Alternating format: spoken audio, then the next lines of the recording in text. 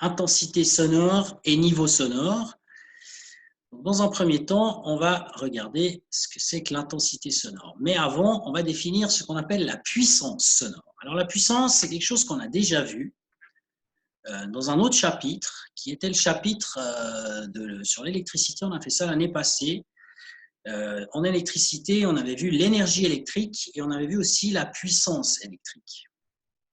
Et je vous avais défini ce que c'était que la puissance de manière générale en physique. La puissance, c'est le débit d'énergie, c'est-à-dire l'énergie, c'est toujours quelque chose qui est transmis d'un système à un autre. On parle plutôt d'échange d'énergie, comme par exemple l'énergie thermique. Quand on a travaillé sur la chaleur, il y a des échanges entre des corps chauds et des corps froids.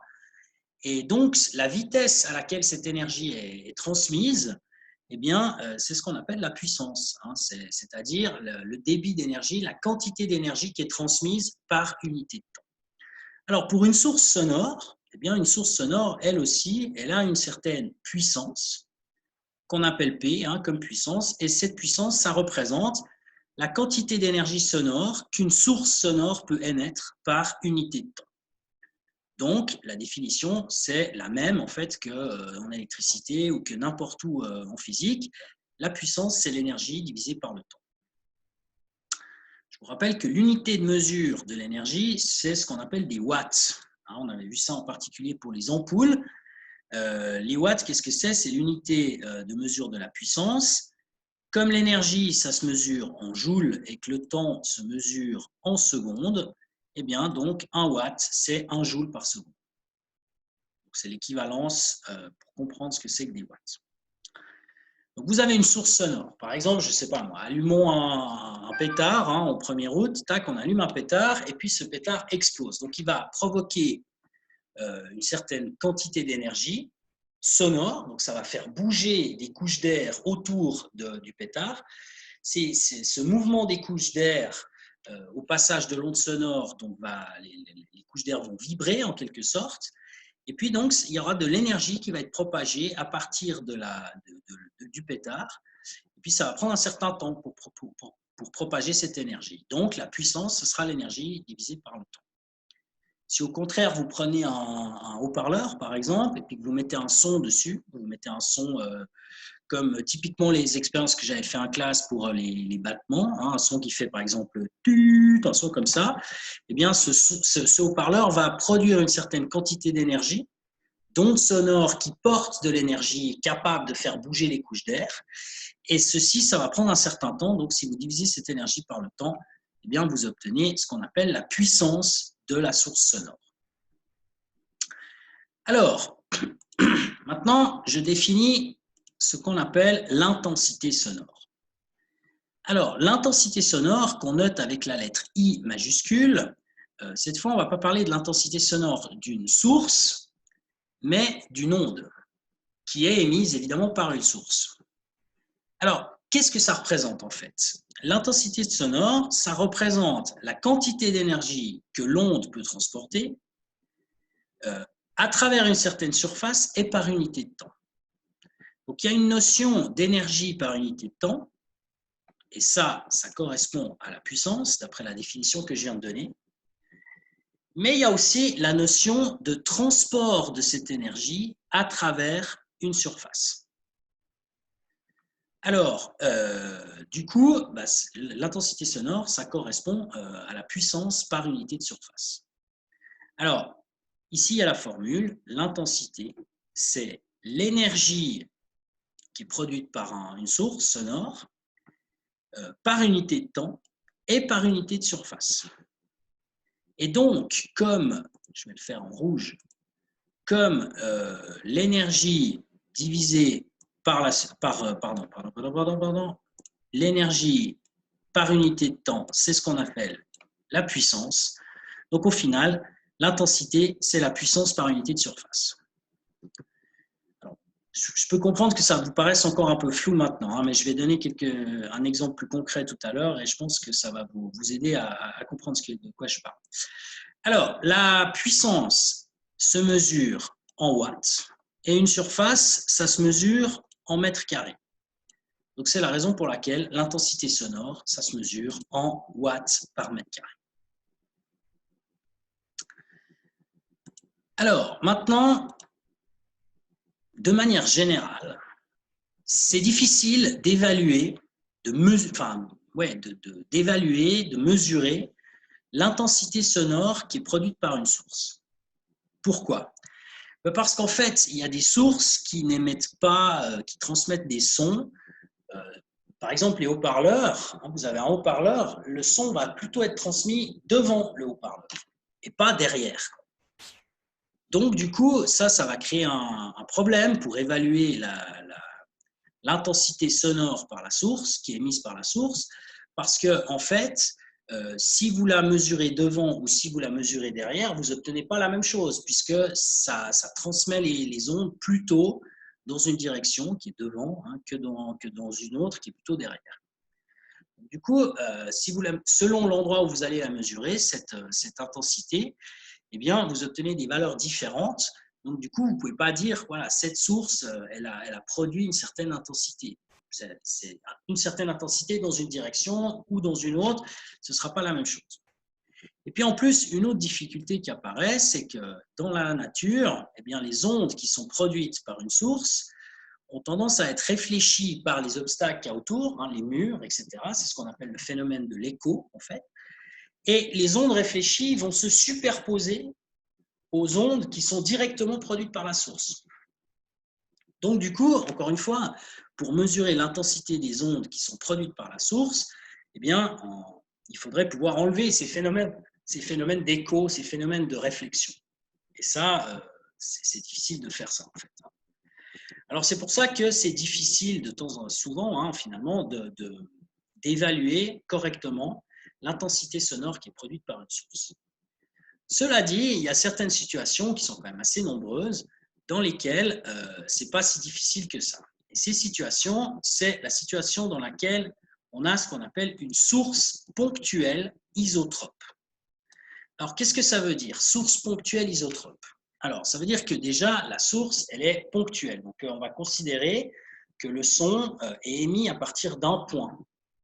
Ce qui est, par exemple, même pour un haut-parleur, assez légitime, parce que, imaginons que vous alliez, je sais pas, voir un concert dans un stade, vous avez un haut-parleur qui est à un certain endroit, même si le haut-parleur il fait quelques centimètres, je ne sais pas, 1 mètre de haut même, eh bien, si vous êtes à l'autre bout du stade et que vous entendez le son de ce haut-parleur, eh bien, on peut considérer que le haut-parleur, c'est comme un point par rapport à la distance à laquelle vous êtes de la source. Et puis maintenant, il y a l'adjectif isotrope. Alors, isotrope, ça veut dire quoi? Ça veut dire que les ondes qui sont émises dans l'espace, elles sont émises de manière uniforme dans toutes les directions. Donc, ça veut dire qu'en fait, la source, elle va émettre autant dans cette direction que dans celle-là, que derrière, que vraiment partout. Donc, c'est vraiment uniforme. Le son s'émet de la même manière dans toutes les directions de l'espace. Alors, si on a cette situation, qui est une approximation qui est quand même relativement fiable, parce qu'il y a quand même pas mal de sources, sonores où ça se passe comme ça. Typiquement, comme je donnais avant l'exemple, vous prenez un pétard et puis vous l'allumez, vous allumez la mèche, vous le posez par terre. Quand il va exploser, les ondes sonores, à part dans le sol, elles vont se disperser partout, dans toutes les directions, de la même manière. Ce qui fait que des personnes qui sont autour de l'endroit où le pétard explose vont entendre, tout le monde va entendre la même chose. Parce que justement, les ondes vont être émises de manière identique, uniforme, dans toutes les directions de l'espace, excepté évidemment dans le sol sur lequel est posé le pétard. Alors, si on a donc cette approximation de la source ponctuelle isotrope, et vous verrez que dans les exercices qu'on va faire, on prend toujours cette approximation-là, eh bien dans ce cas-là, les ondes sonores, et donc, avec l'énergie qu'elles transportent, elles vont se propager dans l'espace, dans toutes les directions. Et donc, comme ça, c'est la même chose dans toutes les directions, on peut imaginer que ça va se propager sous la forme de sphères qui sont concentriques, c'est-à-dire dont le centre de la sphère est au même endroit pour toutes les sphères. Et cet endroit, c'est justement l'endroit où se trouve la source. C'est le point qui est représenté par la source. C'est pour ça qu'on appelle ça une source ponctuelle. Et en fait, ces sphères, le rayon va augmenter au fur et à mesure que le temps passe. Ça, je l'ai représenté dans la figure ici. Vous avez ici, là, voilà, ici, une source ponctuelle. Par exemple, un pétard qui explose. Et donc, l'onde qui est émise par cette source, elle va se propager dans toutes les directions. Et donc, en fait, vous avez le son qui va se propager comme ça. Donc, ça va faire des sphères, une sphère, en fait, qui va augmenter son rayon au fur et à mesure que le temps passe. Alors là, j'ai représenté la sphère à un certain instant, ici, avec un petit rayon. Ici, avec un instant plus tard, avec un plus grand rayon. Ici, encore un peu plus tard, avec un autre rayon encore un peu plus grand. Et puis, en fait, ça ne fait que d'augmenter. La sphère ne fait que d'augmenter sa taille au fur et à mesure que le temps passe. Alors, ce qui se passe, c'est que la source, quand elle émet l'onde, elle va donc émettre une certaine quantité d'énergie. Cette quantité d'énergie, elle va donc se répartir à la surface de la sphère. Alors, le truc, c'est que plus la sphère grandit, plus la répartition est grande. Alors, du coup, l'intensité, elle devrait diminuer au fur et à mesure que le temps passe. Pourquoi est-ce qu'elle devrait diminuer? Parce qu'en fait, d'après ce qu'on a vu, l'intensité, c'est l'énergie par unité de temps, mais par unité de surface. Donc, comme cette énergie, elle est répartie à la surface de la sphère, plus la sphère augmente de taille, plus le S qu'il y a ici dans la formule devient grand, et donc plus l'intensité diminue au fur et à mesure que le temps passe et que la sphère augmente sa taille. Alors, si on prend le cas d'une source ponctuelle isotrope, la surface de la sphère, c'est quelque chose qui est facile à calculer. Ça, vous le savez, une surface de sphère, c'est 4pi fois r carré. Ça, c'est la formule qui permet de calculer la surface d'une sphère de rayon r. J'ai représenté ici la sphère qui est rouge chez moi, ici sur mon schéma. C'est la sphère à un certain moment. Elle a un certain rayon qui est r. Donc, si on utilise S égale 4pi fois r carré dans la formule qui permet de calculer l'intensité, eh bien, on aura la formule suivante. L'intensité d'une source, c'est P sur S, mais pour une source ponctuelle isotrope, S, c'est 4pi fois r carré. Donc, du coup, vous trouvez comme formule, l'intensité, c'est la puissance de la source divisée par 4pi fois r carré. Alors, que traduit en fait cette formule? Elle traduit le fait, comme je vous l'ai dit, que si par exemple vous avez encore une fois, je reprends cet exemple du pétard qui explose. Le pétard, il va créer une certaine quantité d'énergie qui va s'éloigner en fait au fur et à mesure que le temps passe de la source, et cette énergie, elle va être répartie sur une sphère dont le rayon va augmenter au fur et à mesure que le temps passe. Donc, plus le temps est grand, plus la surface est grande, et en fait, l'énergie sonore, elle se répartit sur cette surface, qui elle-même est de plus en plus grande. Alors, qu'est-ce qui va se passer? Eh bien, comme la surface est de plus en plus grande, vous allez avoir que l'intensité, elle va diminuer au fur et à mesure que le temps passe, mais surtout avec la distance. Comme on peut le voir dans la formule ici. Plus la distance, c'est-à-dire le R, augmente, plus l'intensité diminue. Et ceci, pas de manière proportionnelle, ou de manière inversement proportionnelle, parce que ici, dans la formule, vous voyez que la distance, elle apparaît au carré. Donc, en fait, l'intensité, elle va diminuer avec le carré de la distance.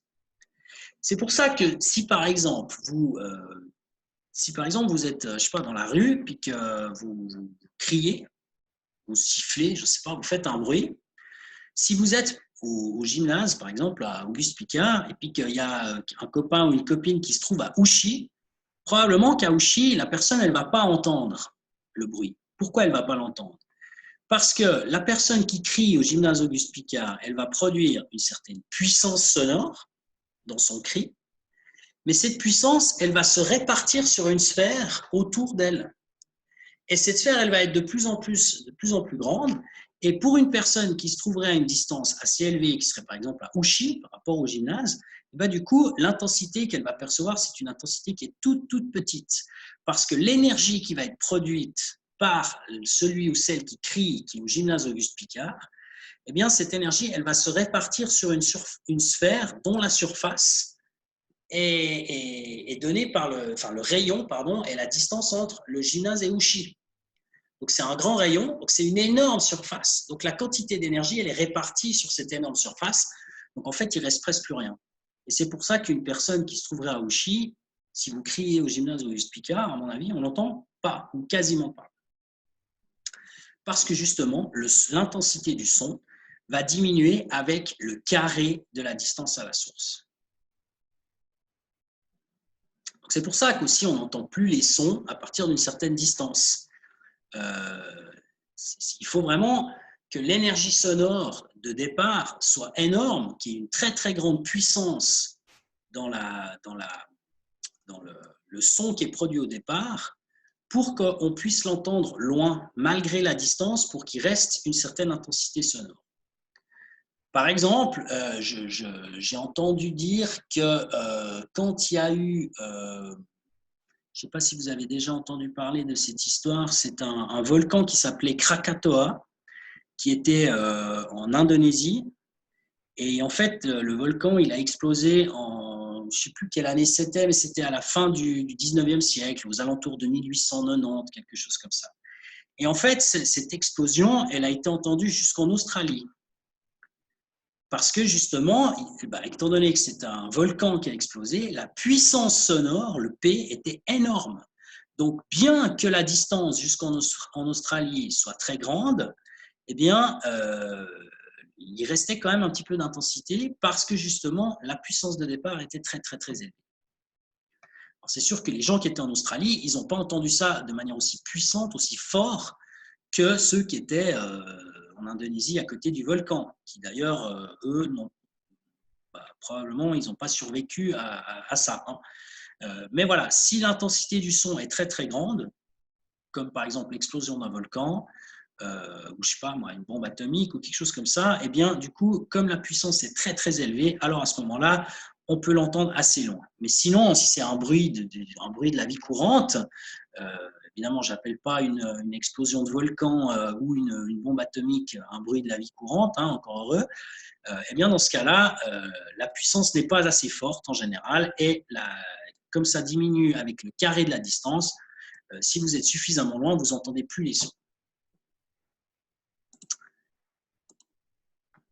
Alors, un petit exemple, puis après on s'arrête. Donc, imaginons qu'on mesure que l'intensité d'une source sonore ponctuelle est de 4 watts par mètre carré quand on la mesure à 2 mètres de distance de la source. Alors, maintenant la question c'est que vaut cette intensité, que je vais appeler I', de la même source si on la mesure 2 fois plus loin? Alors, on peut faire un petit calcul vite fait. D'après ce que j'ai dit juste ici à cette page, l'intensité du son provenant d'une source ponctuelle isotrope diminue selon le carré de la distance. Donc, si ça diminue selon le carré de la distance, normalement, si on va 2 fois plus loin, 2 au carré, ça fait 4. Donc, on devrait avoir une intensité qui est 4 fois plus petite. Donc déjà, si on fait un petit calcul comme ça, un peu à la va-vite, eh bien, on devrait obtenir une intensité qui est 4 fois plus petite. Comme au départ, elle est de 4 watts par mètre carré, la réponse, ça devrait être 1 watt par mètre carré. On va voir si c'est bien ce qu'on obtient. Alors, par définition, l'intensité, c'est la puissance sur 4pi r carré. Ça, c'est l'intensité sonore d'une source ponctuelle isotrope. C'est la formule que j'ai montrée ici. I égale P sur 4pi fois R carré. Alors, maintenant, ce qu'on va calculer, parce que nous, on connaît l'intensité de la source quand on la mesure à une distance R. Donc, on connaît le I à une certaine distance R. Donc, ce qu'on va pouvoir calculer maintenant, c'est la puissance de la source. En retournant cette formule, c'est ce qui est fait à la page suivante, ici. Donc, P est égal à I fois 4pi R carré. c'est la puissance de la source. Donc, I, c'est 4 watts par mètre carré. 4pi, on le laisse tel quel. Et puis, le R carré, la distance, c'est 2 mètres. Donc, si vous faites ce calcul, vous n'oubliez pas de mettre le carré, vous trouvez une puissance de 200 et quelques watts. Cette puissance, c'est la puissance de la source. C'est la quantité d'énergie que la source émet par unité de temps. Que vous soyez à 2 mètres, 3 mètres, 10 km, etc., c'est toujours la même. La distance n'a pas d'influence sur la puissance de la source. La distance a une influence sur l'intensité que vous percevez si vous êtes proche ou si vous êtes loin de la source. Donc, c'est l'intensité qui va dépendre de la distance, mais pas la puissance. C'est ce que j'ai marqué ici. La puissance de la source, c'est une caractéristique de la source. Elle est la même, quel que soit l'endroit où on mesure l'intensité. Donc maintenant, je peux réappliquer la formule, l'intensité de cette formule-là, mais en changeant l'intensité et en changeant la distance, maintenant que je connais la puissance. Donc, on applique cette même formule ici. I égale P, le même P, hein, bien sûr, les 201,062 watts, sur 4pi, et maintenant, fois la distance, mais qui est une nouvelle distance, hein, c'est les 4 mètres, cette fois, 2 fois plus loin, au carré. Et donc, si on fait le calcul, eh ben, on trouve une intensité sonore de 1 watt par mètre carré. Ce qui est bien ce que je vous avais dit au tout début. Conclusion, l'intensité sonore est donc bien 4 fois plus petite lorsqu'on la mesure 2 fois plus loin. Pourquoi ? Parce que, comme on l'a vu, l'intensité, elle diminue avec le carré de la distance.